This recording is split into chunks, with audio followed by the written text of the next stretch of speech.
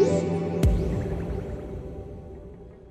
whenever you're ready. Professionalism. It's been like casual work day, laid back work day today. That's what I like that.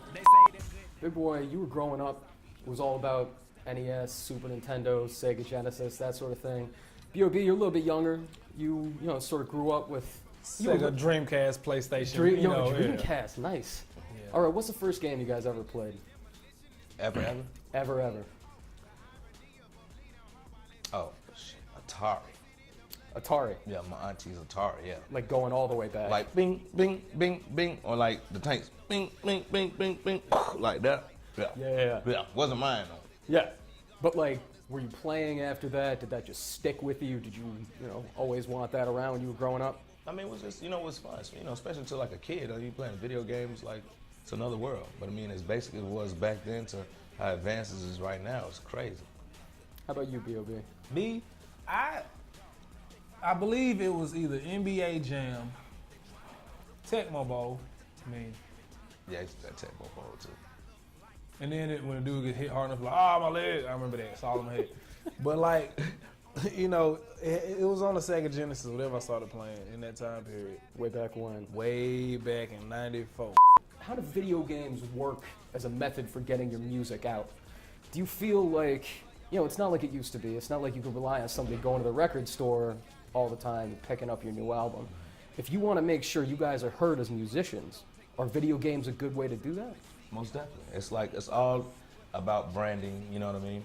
And being that there's, outlets such as gaming and music that go hand in hand, like, what better way to go into something as to licensing songs to a game, or in this case, actually being in the game as well as making original scores for the actual games. You know what I'm saying? Gaming and music, that's just like you need a soundtrack to play games. It is, man. And I was saying this earlier, but it's so crazy how when I was playing Madden, like I think it was 07, Big Boi song with Church was on there on the soundtrack. So it's just crazy how it all circles back around, man. And it's the same people who reached out for us for this game. So if you guys were going to make a mixtape video game, how do you approach that? What are the games that you would want to pull from the past, start slapping together to make your own expression out of those? Definitely. Oh man, you got to go with some of the classics. I mean, I go put some Moon Patrol on there.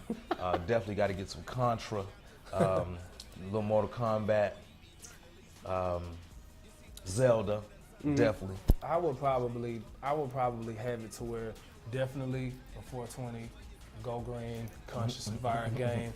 You know what I'm saying? You go through levels and then you team up with different musicians who are, very fond of the plant, like Bob Marley, Willie Nelson, Snoop Dogg. You know what I'm saying? Me, you. Naturally. So, you know what I'm saying? Then you just make music like that. Something like, I know there's all these people are always saying, something we want to die on hip hop albums. Get rid of skits. We're done with skits. I'm tired of skits. And screw that. Skits, it's fundamental. It's part of the record. It's supposed to be there. It depends, man. Oh, why do you say that? I mean, it depends on the skits. I mean, they just have to make sense for it. You know what I'm saying? Sometimes you might have a long, drawn-out ass skit, like just to have somebody just hearing themselves talking for the sake of damn talking. Like, let it be something. I mean, the best skits are the ones that are kind of comical, or something that might hit you, it got to make the listener think. It can't be like, okay, yeah, me and the boys in the car, we just smoking this joint, just babbling. Yeah. You know what I'm saying? It's got to be something that's going to be kind of where they want to hear that shit again. It's like old Red Fox comedy tape or something like that, or Richard Pryor, like some shit you want to, or Eddie Murphy, Raw, where you want to rewind and hear the joke again. You know, it's got to mean something. Exactly, Moon Dog. So how do you work that tradition into video games? If you were going to preserve skits, so it's got to be important on a record, it's got to belong there in some way.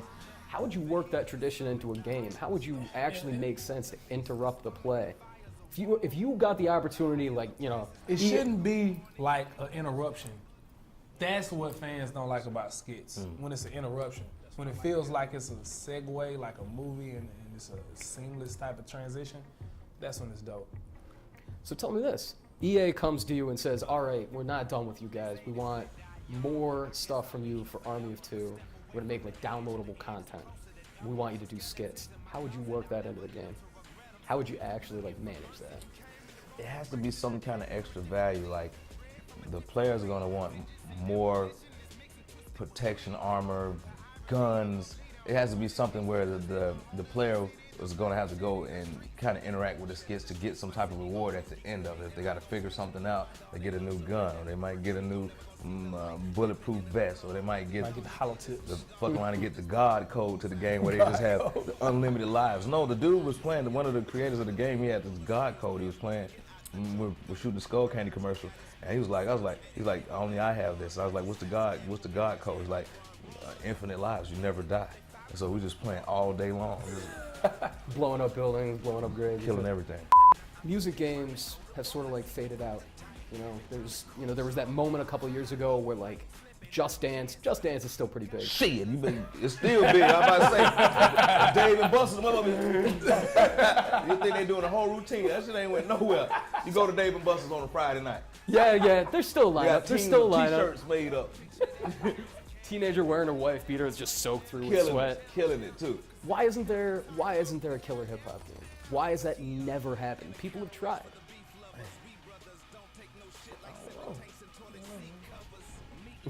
Oh, I see. Just like, hey. So like, what is it about actually rapping into a game and being judged on that hasn't clicked with people yet? Because it's not about rapping no more. Everybody can rap.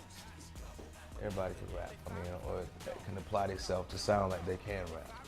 It's, it just depends on what style of music you're looking for, really. You know what I'm saying? Like, I mean, if they had a game where you just rapping and you were judged on how you would rap, I mean, shit, anybody could do that. It's hard to find somebody who's not an artist, actually. I just about to say that. Nobody goes to school anymore. Nobody wants to do nothing. Everybody wants to be rap, sing, do beats. Nobody wants to go to school. Nobody wants to do nothing else. It's like if everybody's rapping, ain't nobody gonna make the microphones. No one's gonna make the computers. So you're saying we need Math Hero. Math Hero the game? Yeah, Math Hero. We need Science Band, social studies, Algebra. something good, algebra, like something that's good, something educational. Because right now, it's looking so easy out here. Everybody like it's so easy. I can do it. I'll pick up tomorrow and I'll start cranking it up, and might just win. That's all I got, man.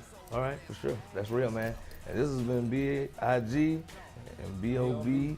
for the press junket and the Teabagathon of today's, tomorrow's, and yesterday's heroes of Devil's Cartel, the Army of Two. And we're out of here.